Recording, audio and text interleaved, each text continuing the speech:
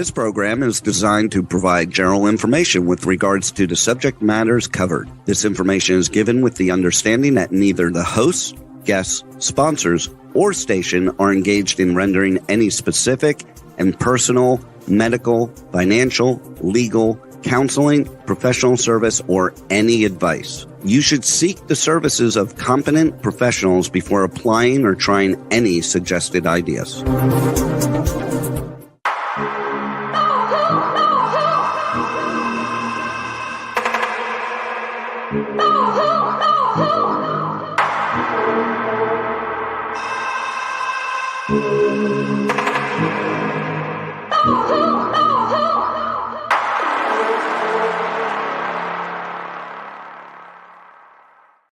Good morning, true seekers and true crime junkies. Welcome back to another episode of Hit the Road, Jack, Finding the Zodiac. This week, we are going to continue on with the letters that are up next, where Jack is. We have a whole bunch of stuff to go over, including solves, so I'm really excited. We'll, of course, start with our YouTube comments as normal. We'll go ahead and throw up the presentation at this point. I wanted to show everybody a URL for this particular episode of the Black Dahlia. You can see it here inside of the YouTube comment by Ezra Cubis.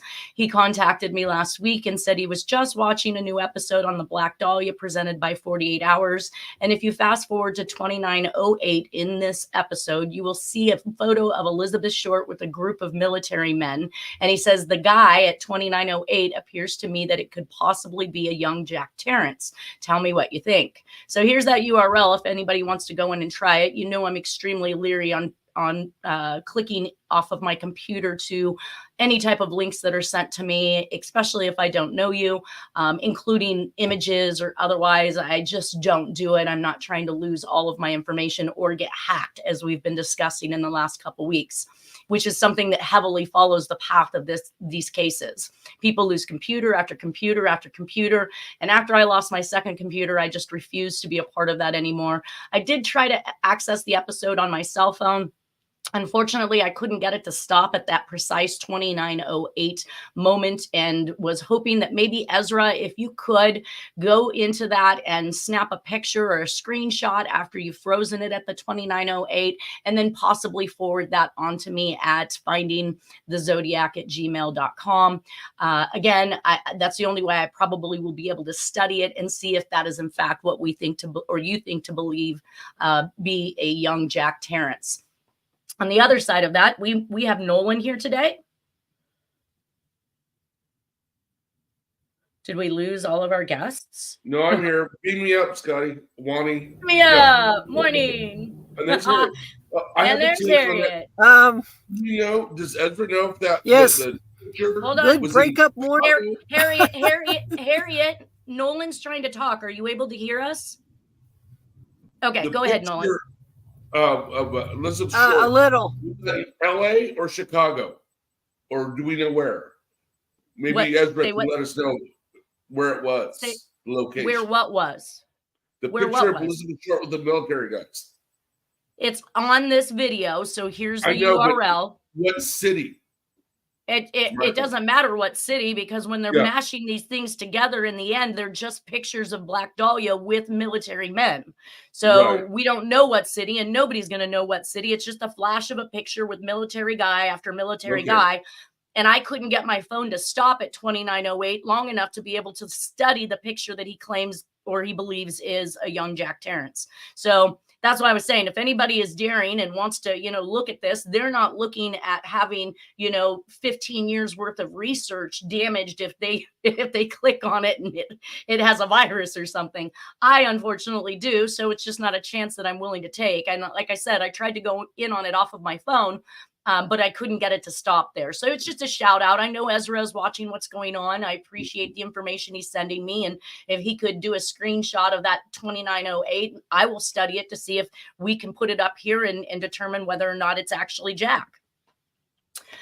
With that being said, last week we talked about an individual it was the Zodiac official who had come out and made the comments that the solve on the reward poster that actually landed in this precise area in which the skull of Donna Lass was found had indicated that it was a reward poster created by the family. There was a phone number attached to it, but he said when he researched it back in the day, it was an area code that didn't actually even exist until the 80s.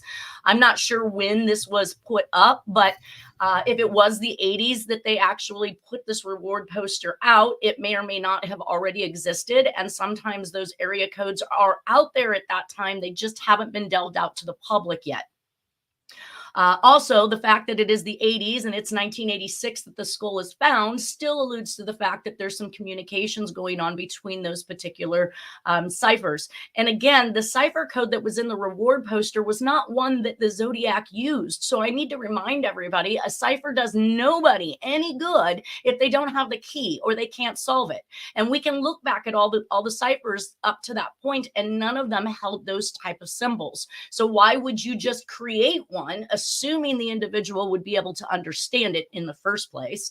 And second off, if it is true that the skull was then moved, it backs up the solves that Harriette Sucher is having in regards to Jack alluding to the fact that he had killed her, buried her, then moved her remains. So if this is true, and then that cipher was received and it alluded to a location where to plant that information or that body part in order to confirm the death, then all of that kind of does make some sense. It's just not too far out there for me to believe.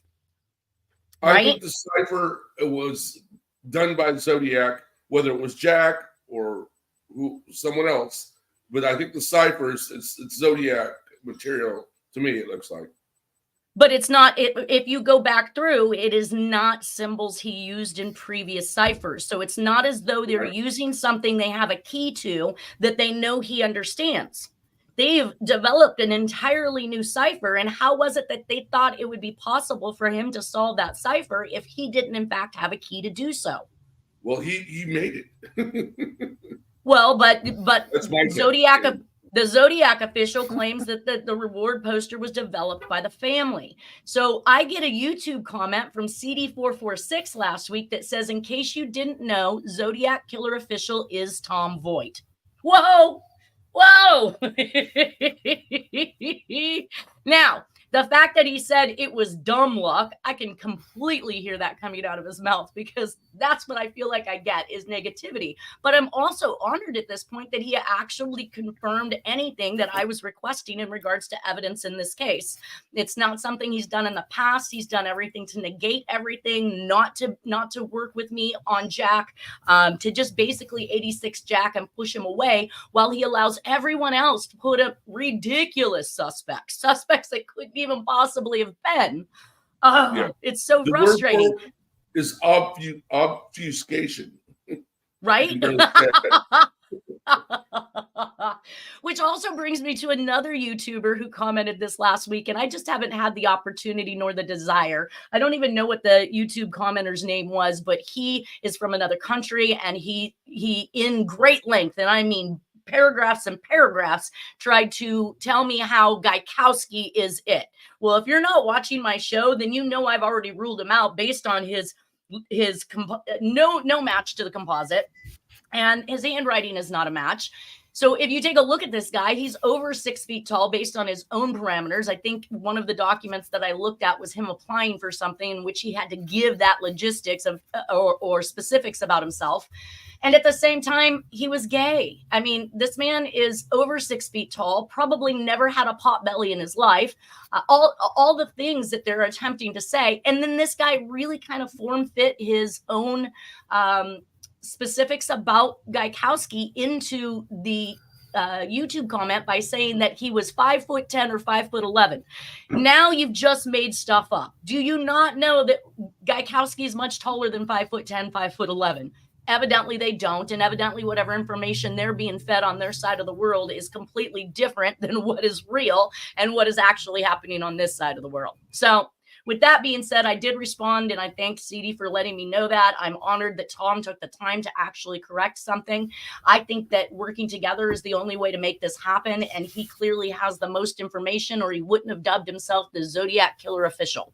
So everybody, let's just step up and start working on this. I've asked in so many different ways to look to exclude Jack, and everything I find includes him, not excludes him. And I get it that everybody says things are coincidences, but at a certain point, it stops being a coincidence when Jack happens to be in the same place every time these things are going on.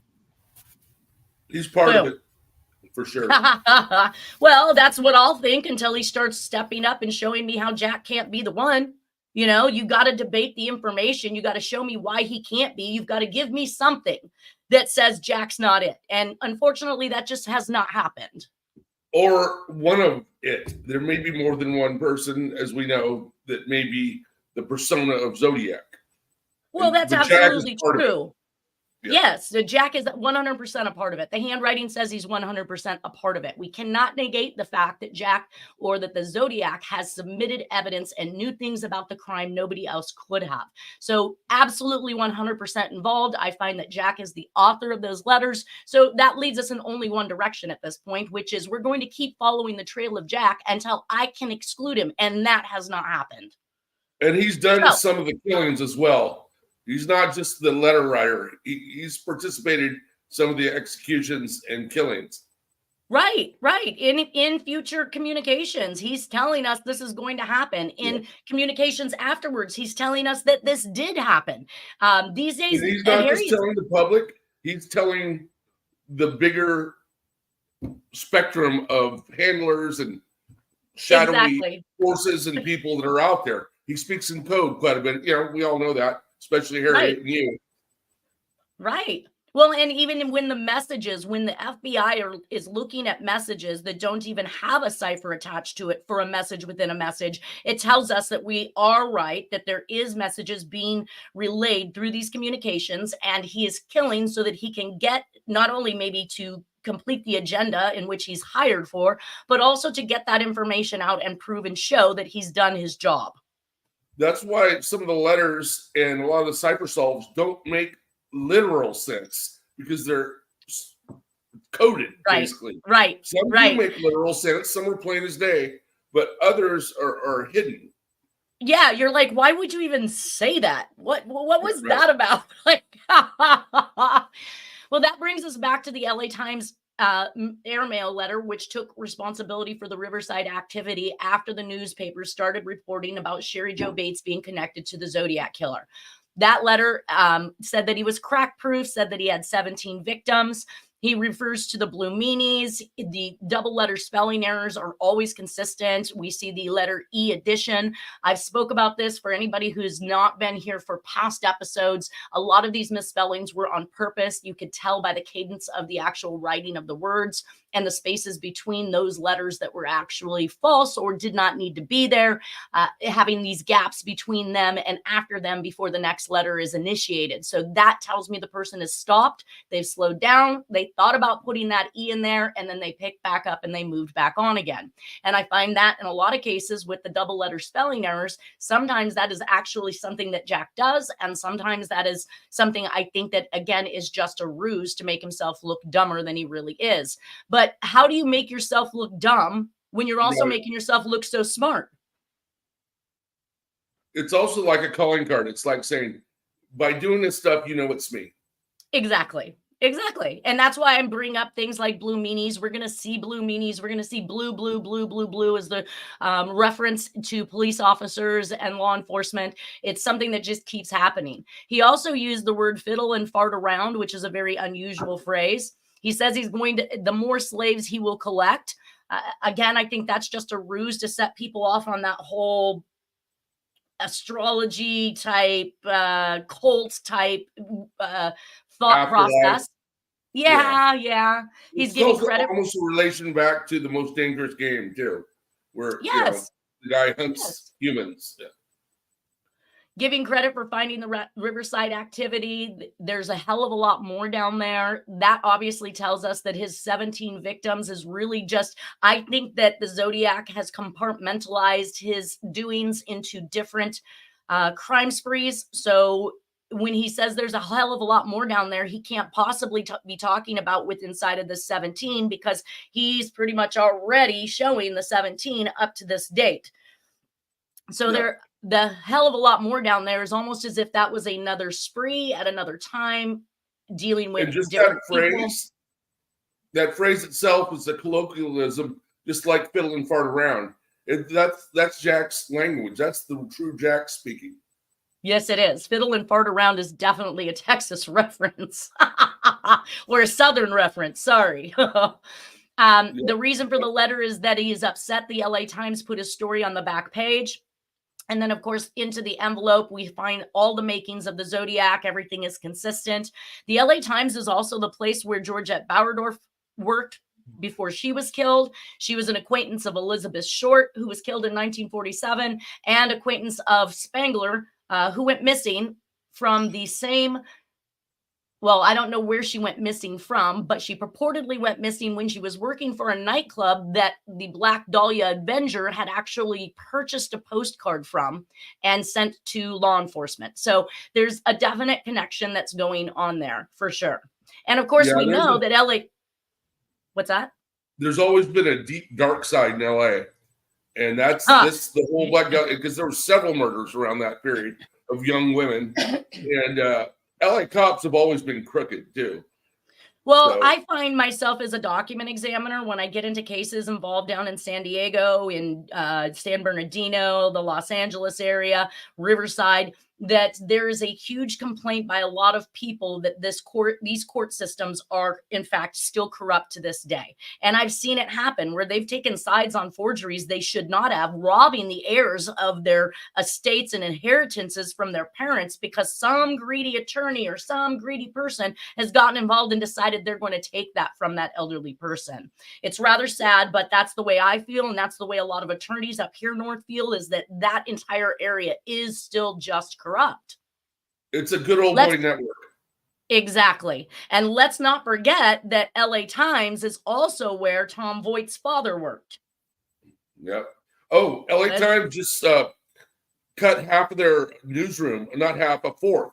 Like 90 jobs they just slashed recently. Print journalism's dying. It's a sad thing. I love print journalism. That's my educational background. Right. It's just I actually interviewed with LA Times. I don't even USC. I don't even know what we literally are looking for in the news anymore these days, because we've seen how bad they've botched these cases by over promoting stuff that wasn't true, under promoting stuff that should have been, or just even coming right out and destroying someone's life without doing the right research or investigative research, or allowing that person to actually be convicted before they go and report on them. Like, they literally are just doing the wrong thing all the time. I stopped watching the news. I don't care anymore. I can't believe what you say. I change it from one channel to the next. I'm getting different statistics, different numbers, different quotes, different people died, different things happen. You can't get anybody to be on the same page. And when you know that these things are being published through like UP and AP, you would anticipate that they would just follow with that exact story that was reported to them, and all news, and these are going out to all the news syndicates, and that they would stay on track with the same story, and they just don't. All right. Well, there is a possible Santa Rosa hitchhiker murder. A 17-year-old Lisa Smith, who is still missing, went missing on March 16th, 1971. I did not find her in the group of the Santa Rosa hitchhiker murders, but she is, at least as far as they're concerned, still missing. So I put it in here just to make sure she gets into the mix. I could not find a picture on her either. She was last seen hitchhiking on Hearn Avenue in Santa Rosa, Sonoma County, California. Hearn Avenue is near where Weber and Sterling will go missing in a year from now. She was wearing white ruffled blouse, green jeans, a dark peacoat, and cowboy boots. She had long, dark hair parted in the middle, and she's still missing. It says she is initially reported missing from Petaluma, California by her foster parents on March 16, 1971, after she was last seen hitchhiking a short distance away from her foster home along Hearn Avenue around 7 p.m. A young woman named Lisa Smith, which is a common name, was hitchhiking on March 26, 1971, and was picked up by a male driver. He reportedly brandished a gun and threatened to rape her. She jumped out of the pickup, which was going about 55 miles per hour. Now, in 1971, you guys, we know that there are pickups around because we see them in the backgrounds of pictures with Nora. And this is the time frame in which Dennis claims Jack and Nora got together. So we know there are pickup trucks, and we know that there's going to be more information about pickup trucks as we go through. Anyways, in that era, hitchhiking was really common. By the way. It's not like hi, Harriet. Where you barely see hitchhikers. I've been able to listen in. Sorry. Back then, a lot of people were hitchhiking. You didn't have to be just like, a bum or this or that. A lot of people hitchhiked back then. Exactly. It was the way most young people got around because they didn't have cars. Yeah. I got the solve on Sterling and Weber. Yes, but that's a year from now. We're not doing them right now. I think that's 1972 when they go missing, and we'll put that in from whatever what communication is that off of? It's actually the evidence and the Santa Rosa newspapers and the San Francisco, I believe, newspapers. Okay, so we'll cover that. Yeah, we'll cover that. One last point on that. Yeah. That corridor, Petaluma or from Novato to Santa Rosa, there were several young women that went missing, and then they found they were dead and whatnot. And law enforcement at first tried to pin it on Arthur Lee Allen, but they couldn't make it stick. That's why he never got charged for any of those crimes. Right. Well, and we also know that stretch of 37 includes Hamilton Air Force Base, which we know Jack was stationed at. So he's very, very privy to the area. And it's a one-lane road that used to be very dangerous before they put up the center divide or the K-rails to keep people from crashing into each other. But we used to have accidents out there all the time, especially when it got foggy. And it's really close to Vallejo, too. Yes. Well, the weird part that Nolan just brought up, there is a Napa connection to those girls, to almost all of them. Right. So, but a very dirty. It's a very surprising, dirty side to some very dirty people in law enforcement. So, but that'll be covered a bit, as you said, in as we go on. As we go along. I'm just right. So anyways, this girl jumps out of the vehicle. This Lisa Smith jumps out of the pickup, which was going about 55 miles per hour south of Novato, California. She was treated at the Novato General Hospital for a skull fracture and multiple severe cuts and bruises. A nurse at the hospital thought she looked about 21 years old. And so an article gets published on April 1st, 1971 in the Santa Rosa Press-Democrat. We know about Press-Democrat. We've talked about it, guys. Reported that the Lisa Smith treated at Novato General Hospital was the same person as the missing 17-year-old Lisa Michelle Smith. The individual believed to have been Smith left the hospital before authorities could interview her and purportedly hitchhiked back to San Francisco. Her biological parents then located her shortly afterwards and took her back to their home in Livermore, California, according to the article, which quoted a juvenile officer from the sheriff's office. However, the Press-Democrat reported in 2011 that the missing 17-year-old Smith was not actually found. So here we've got the news manipulating and playing with things again. That's so funny. Just a weird coincidence. I have a journalist friend that worked at the Santa Rosa Press-Democrat. His name was Sandy Smith. Same name, which is just a weird coincidence. Another right. It says it is still not certain whether the two Lisa Smiths actually were the same woman or whether they were two separate people. All of the hospital and law enforcement records related to the case were missing by 2011, and authorities hope to find Lisa Michelle Smith or someone who had known her to determine what happened. Authorities suspected it is possible that she was a homicide victim or that her case could have been related to the other attacks in the area during the same period. Boom. Well, Lisa Smith, in my researches, matter of words, was just like a fake name. That there's a real person's name in behind that, and so she just said, "I'm Lisa Smith," to whatever. Because well, she was 17. Well, she was purportedly 17 years old and in foster care. So I don't know what the truth is about the names. It would be a protected name. It'd be somebody saying, that's like what was going on a lot in those days. Right? Yeah, there's just a lot of people named Lisa Smith. But how many are Lisa Michelle, spelled Michele? I think the Michelle part of it being a One L little and not more, two. Yeah. yeah, not too common. So they should have been able to make that identification. And if she's still out there, hey Lisa, wave and say hi to somebody. They're looking for you. So the Jack on the right has the gut. The Jack on the left is a silver pit. Say that again, Nolan.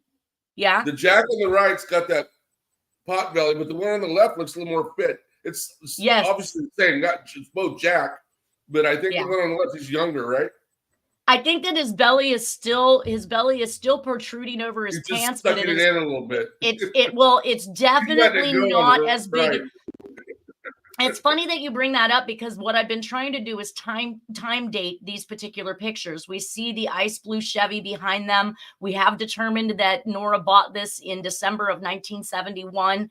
We don't know whether or not Jack owned it before and sold it to her, or if one of Jack's friends sold it to her so that he had access to it beforehand. We don't know any of that. But what we do know is that she didn't buy it until December 1st of 1971, which means that this picture here now is showing something like spring or fall based on the way she's dressed. I'm not spring to fall, should I say. So possibly even summer. I'm going to say, I'm going to say even more into summer versus spring, because the trees are just.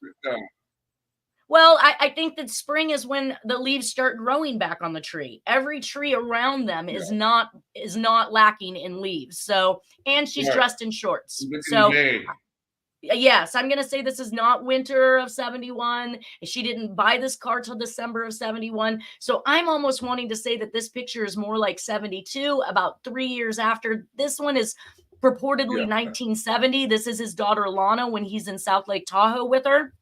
So he is a bit skinnier, but also remember when they told him to move away, change his appearance, get a family, find a job, do something else somewhere else, and stop killing here. It's you can see how all of that has actually occurred in the end. And yes, he's like E. Howard Hunt, the Watergate burglar and Bay of Pigs guy, CIA guy. They never look the same twice. They always have disguises. Right. They're chameleons. Yes. When I show you the compilation picture of all of Jack's different pictures throughout the years, you swear one is not the next from the next. It's absolutely amazing. Yeah. It is probably no coincidence this picture. Go ahead. Watergate stuff. I'm working on so much of that. Interesting you bring that up. Sorry for interrupting. I'm trying to watch. I'm reading a book on Watergate right now. It's awesome. It is probably no coincidence that this picture we see of Jack visiting his daughter in Sout Lake Tahoe on Christmas of, I wanted to say it was labeled 1970. It could be 1971. Also, look at the girth difference. So we've already talked about that. The girth difference between Jack in 1970 with his daughter to the picture of him with Nora in circa 72. He makes some major changes in his life appearances over the years. We already talked about when she bought the car, but here's an excerpt from Dennis's book. It says another place Jack was San Jose, and he spent a lot of time at a campsite just outside of Yosemite National Park. This campsite was on Chiquito Creek, and we showed that in the radian theory, where it showed on the radians going to these locations, and that was a spot that Jack specifically picked. Jack moved to Sout Lake Tahoe, where he met my mother. Zodiac sent a postcard to the Bay Area newspaper in March of 1971, and it would be 3 years until the Zodiac would write again. The postcard was an ad for a resort in Tahoe. Just after the postcard was sent is when Jack met my mother. So, okay, so he is saying more like, oh, good. I don't know how I didn't catch that before. So after the postcard was sent, that's when Jack met his mom. So it's going to be either summertime or something in 1971. Now that we've dated that, my mother was working for Tahoe City Linen when she met Jack. He was a mechanic for their trucks. I met Jack when I was 5 years old. I walked out in the living room one day and he was sitting there with his arm around my mother. The first thing I said to him was, "Get your arm off my mom." He told me, "You and I need..." A typical 5-year-old boy, right? Yeah, why are you touching my mama? He told me and there was an F word in there too. I don't know about any of that, but Dennis was an F-bomber all the time. He told me, you and I need to be introduced. Yeah. He took me in the bedroom and paddled my ass. He told me that he didn't want to be here any more than I wanted him there, but that was just how it had to be. So I would just have to accept it. I never understood why he told me that until now. So that was hindsight for Dennis. But his first introduction to Jack was getting his butt beat. That kind of shows that Jack had a purpose for being in Tahoe. Exactly. Well, I didn't want to be there, but he has to be. He has to be. He was told to. I'm pretty sure he was told to go, move, change things. There's a bigger picture involved. Planned jobs. Yeah. The jobs were all staged. That's what I'm piecing together. All the jobs. He was on the last to be up there. Yeah, he had a lot of skills. Tell you that right now. Right. Well, and linen companies were notoriously ran by the mob back in the day. No you doubt. See it on The Irishman. You see it in all of these different excerpts of mob-related stuff, running laundries and cab companies and gas stations. Yes, a place where somebody could literally be useful when they're there, but when you had to send them to go do a job, you wouldn't miss them, right? They could be there, they could be gone. Yep. It's a tried and tested way of doing jobs, shall we say. Quote unquote jobs. Yeah, and getting information, planting bugs. Scouting. There's so many possibilities. Or being a cop, same thing. Being a cop. You're there. Or a security guard, like in the RFK assassination. Right. You couldn't hold a high-powered job, you'd be missed. And just a little aside on that. Dane Caesar, one of the people who think that may have been the one that actually killed RFK, when they asked him what his job was, he said, "I'm a plumber." And that's what the Watergate burglars were called, plumbers. And he worked at Lockheed, which is ties to the CIA and to the national, the military industrial complex and all that. He said, "I'm a plumber at Lockheed." That's what his title was before he went to work for the security company. And he only worked there for like a month prior to the RFK assassination. He was planted in that security agency. I was a member of the American Society of Industrial Security, which case sometimes I spoke on what I knew, and then other times you were generally listening to people speak in regards to privatized security, the people who were in attendance were getting their continuing education, such as Homeland Security, the FBI. We've had many speakers from all kinds of places, but where we actually had our meetings from the very beginning were at Lockheed, out there at Mather. Wow. Yeah. It's crazy. So same day. Yeah. I bet all the way on that base and all the way off that base. Film, tape, the whole bit. So the same day let me phrase this correctly. The same day the next letter is mailed by the Zodiac in regards to Donna Lass is mailed from Pleasanton per Dennis Kaufman. It is an order signed by Judge Anthony Nave that finalizes a criminal order against Jack W. Torrance, you guys, Torrance. You can see it right here. He kept the paperwork. So he had literally been arrested and jailed and was able to get out on bond under the name Torrance. It has been explained to me that the only way that's possible is if he carried an ID with that same exact name, because if your bond comes into the jail and it doesn't match your name or your ID, you're not let out. Right? Right. But also, just as recently as last month, I had a case in Sutter County where my client's name is wrong, his age is wrong, his date of birth is wrong. And they took him in for a DUI and they OR'd him like 2 hours later. He didn't have to spend the night. And then we just settled it. I got him a wet. And we won that case. But anyway, there was so much shit wrong in their paperwork. Couldn't you just said then that's not my client? You got the wrong person? No, the picture matched. It was him. God damn it.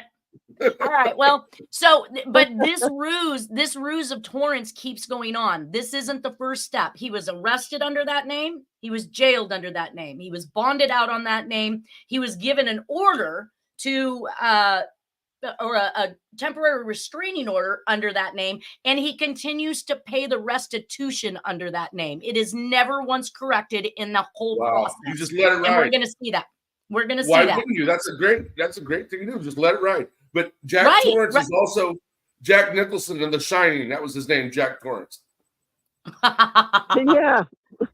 So here we see that he is, it says the court renders the following orders: imposition of sentence suspended. So he gets a suspended sentence, and Jack is arrested and is arraigned in court on March 19th, 1971. We're going to see that the next letter is mailed on March 22nd, 1971.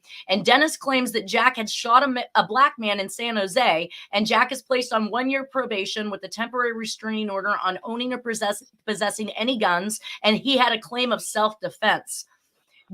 Dewhurst also writes in his book that approximately the same time, Danny went to CYA, which is a California youth authority for kids who get in trouble, for robbing a liquor store in Mount Auckham using Jack's .30-30 shotgun. So that may be the reason why Jack... Danny is the stepson, so he is Doris Reynolds. Doris Reynolds worked for the human resources department at General Electric while Jack worked there in 62, 63. And even though he was still married to Letha, she left with him to Texas and married Jack. Then that got annulled because he was still married to Letha. Then they divorced, and then he got back together, with Doris. So the bottom line is on March 22nd, 1971, the last time anybody hears from the Zodiac, Judge Anthony Nave has made this order against Jack Torrance, and he is not allowed to have guns at this point. That's so funny. Here's that. In The Shining, the son of Jack Torrance is Danny as well. His name is Danny. No way. Danny's not here. Isn't that strange? Oh, you're right. Yes. Yeah, we've believed. Just wanted to interject real quick. Dennis believed, and I think you guys believed, but when you came on board early on in the message boards, that there's so much of a Hollywood connection, and there were a lot of ideas for movies based on Jack's world. So, look at Man Ray and his depiction of Black Dog. Sorry, go ahead, Nolan. Bullet with Steve McQueen. It's filmed on location in San Francisco. Dirty Harry filmed on location in San Francisco. They're all Zodiac type characters. I think in Bullet, I think it's got a Scorpio. I think is the killer. Right, and we have Scorpion letters going to John Walsh, so we're going to see that running theme, even back to the Black Dahlia with Man Ray depicting that art, as he wanted to call it, where she's bisected and got naked and laid out and sprawled out in pretty much the same manner. He claims to have made that picture before the killing of Black Dahlia, but in hindsight, it seems to me that they already know what's going to happen. Yes, and Man Ray was Zodiac, affiliated with Hodel, the crook Hodel that raped his daughter and whatnot. The doctor. Yeah, I don't know much about Hodel, though it does appear, based on Harriette Sucher, that there is some participation to some degree or level with these sickos. Steve Hodel believes that of his father, and Harriette is coming up with things that says also he's involved with these happenings. There's links with Hodel in Chicago too, with the lipstick stuff. Absolutely. And that's one of the things that Harriette was finding in her solves. So Steve isn't on the wrong track necessarily, but to say that his father is the Zodiac would be highly erroneous, since we know he looks nothing like it. He might have been part of the bigger picture and involved in some of the killings, but he's not Zodiac. Right. He's not Zodiac. Can I add just a summarization about Hodel? Yes. He's 20 or 30 years older than Jack, and his level of crew. We've already talked about that. He's it's like they're training. That he's a part of the training crew. Hodel, possibly, he's training especially being a doctor. Yeah. So another cutout version of So another cutout version of a postcard with some handprinting is enough to tell it is the Zodiac, and I say Jack. Jack has a court date, like I said, on the 19th. We have this that is mailed on the 22nd. I need to correct that date on my presentation. Jack is placed on probation. Danny Reynolds, Jack's stepson from the marriage, goes to CYA. Zodiac goes silent for 3 years. We do not get another communication from him during this particular time frame. However, the murders continue, and we see the entrance of the DB Cooper escapade and the DC Freeway Phantom. This particular postcard was actually accepted by the FBI as a possible known Zodiac correspondent. So it did make that FBI list. So we see it down here. Though I believe, I want to say that it was Tom Boyd or someone else who indicated that they were told at a later date this postcard was forged by another person in law enforcement. I can't imagine what kind of scum in law enforcement would attempt to forge anything in regards to this case if it was so serious that we figured out who it was that was involved. Well, there were allegations against Tashi, the San Francisco detective, that he forged one of the Zodiac communications. Yeah, and that's because he literally wrote some promoting letter about himself to another editor somewhere, and that had nothing to do with the Zodiac. He wasn't attempting to be the Zodiac. He was just pumping himself up. And so for that, they then tried to claim that he was responsible for forging Zodiac letters, and that simply wasn't true. Who wishes that paperwork on themselves? Nobody. Nobody. No. Why would you make yourself more work for a case you can't solve?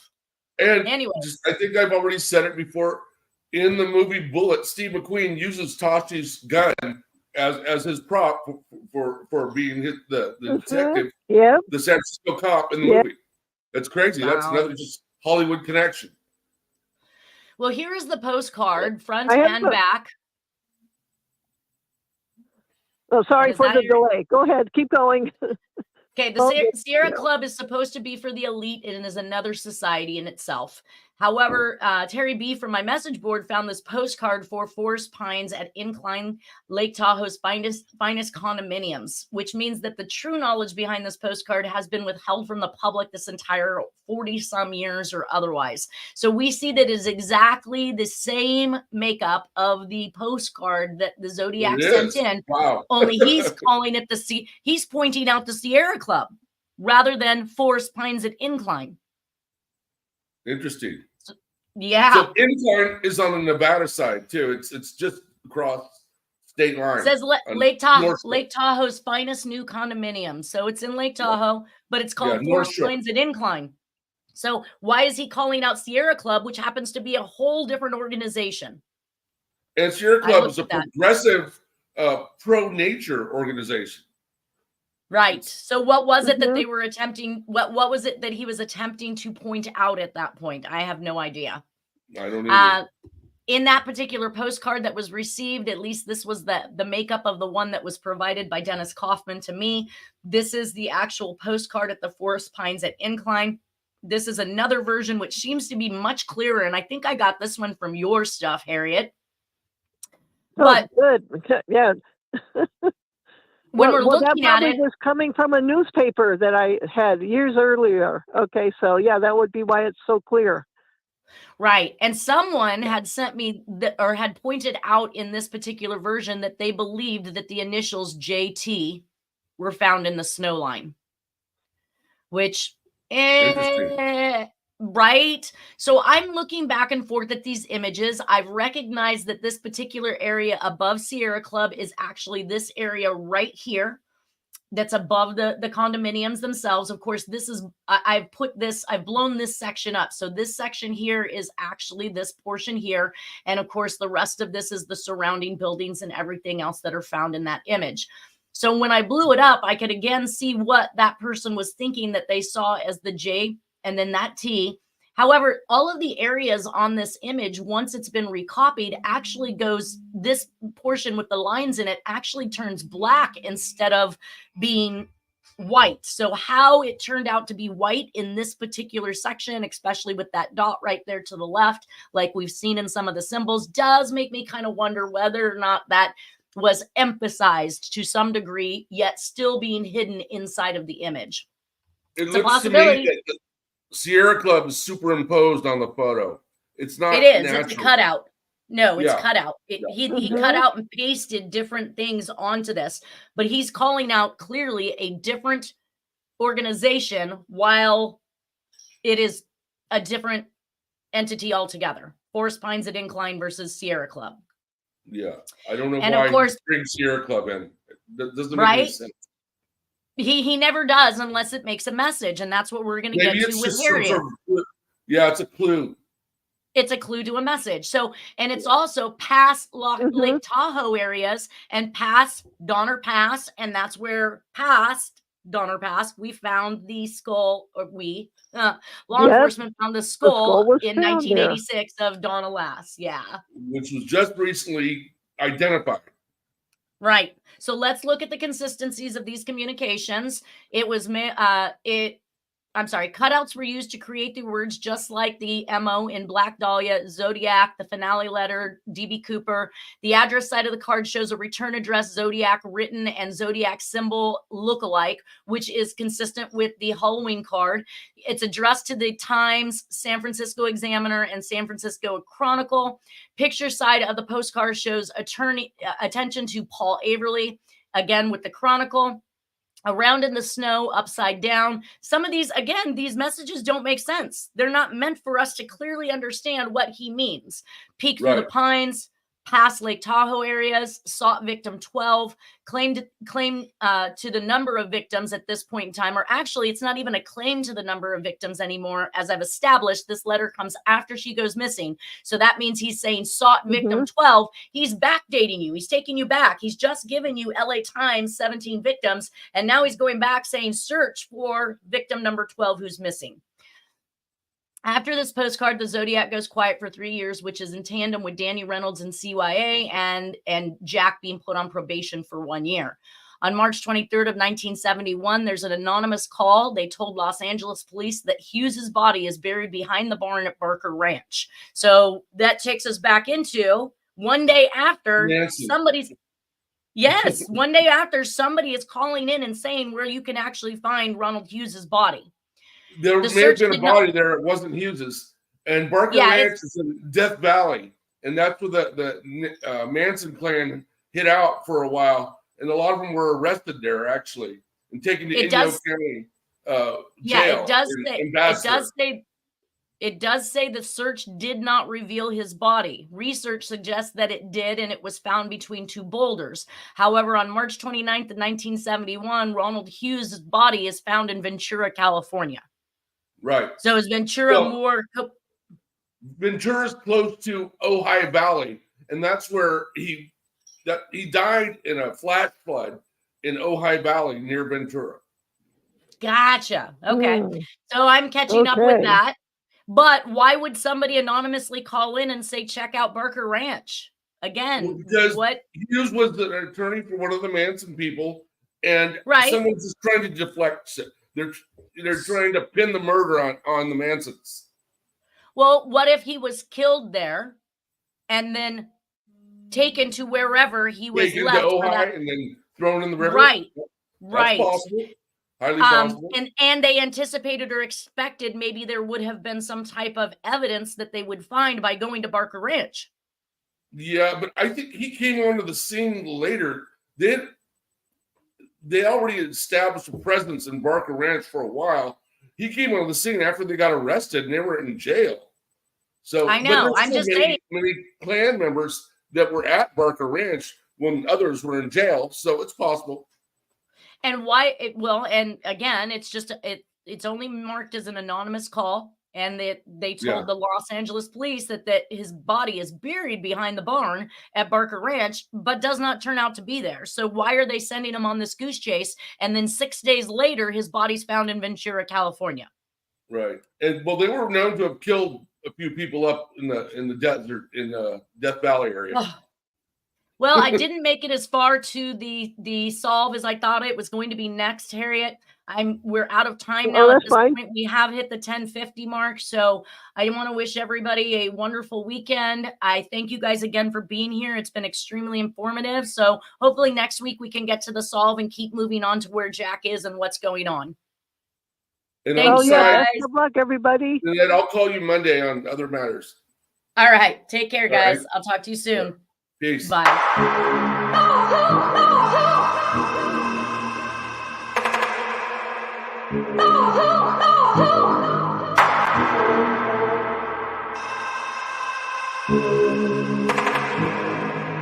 Oh,